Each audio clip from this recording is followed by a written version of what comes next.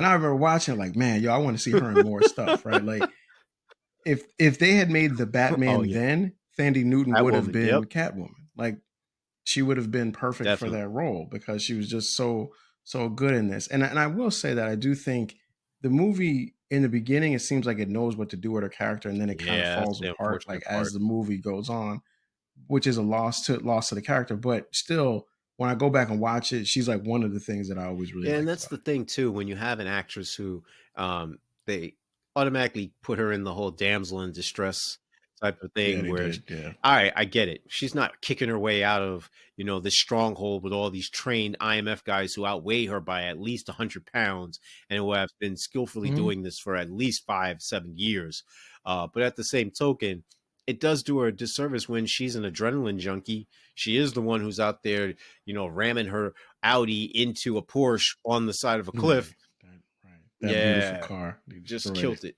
And at the same token too, she is risking life and limb by going into these homes, no matter how much information she's been able to get at her fingertips, and knowing these security systems, anything can go awry. Anyone could be there at the wrong time or unexpectedly, and therefore, when these individuals are introduced into the fray, her life is on the line too.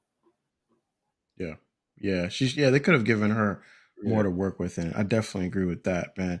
It's also interesting to watch this movie in 2025 when the crux of it is this idea of a yeah. virus being created that could kill millions of people, and then a pharmaceutical company having the cure and then wanting to sell the cure in order to make money. And I just watched it. I remember watching the movie and thinking, "Oh wow, that's terrible." Something Yeah. called the Chimera virus. But now, the post-COVID world, it's like, dang man, maybe there's like some truth to all this stuff that you're seeing in these films because you can make a case that that kind of reality played out in many ways, shapes, and forms for I us always tell today. people, man, Hollywood always tells on themselves.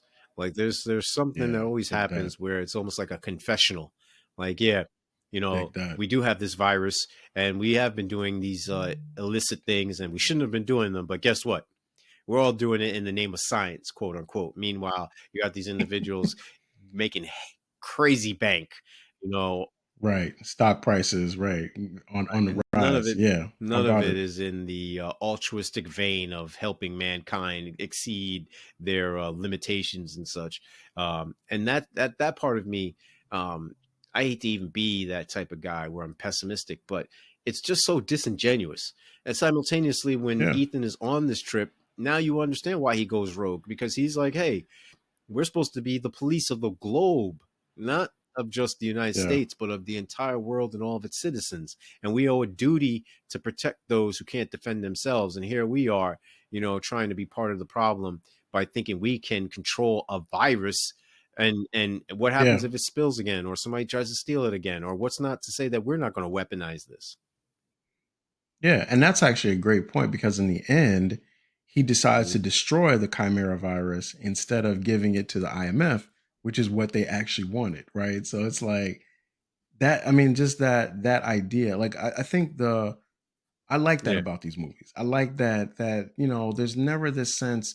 Ethan Hunt may be good, but that doesn't mean that the IMF correct. itself is inherently good, right? And he makes these decisions that kind of go across all Hmm. the movies, as you said. Like there's always the tension between him and the bad guy, but also between him and his country or the different agencies within the country for what is actually true and And right. that's the crazy part, because they trust these individuals to do all this other stuff. But this one little thing, once that goes awry, now we gotta now we gotta basically either divulge his identity, or we have to Yeah, say, you know burn them. what, we're Yep. gonna burn you. Burn notice here. We disavow ourselves from any and all acknowledging whether or not he even existed. Like we had nothing to do with it.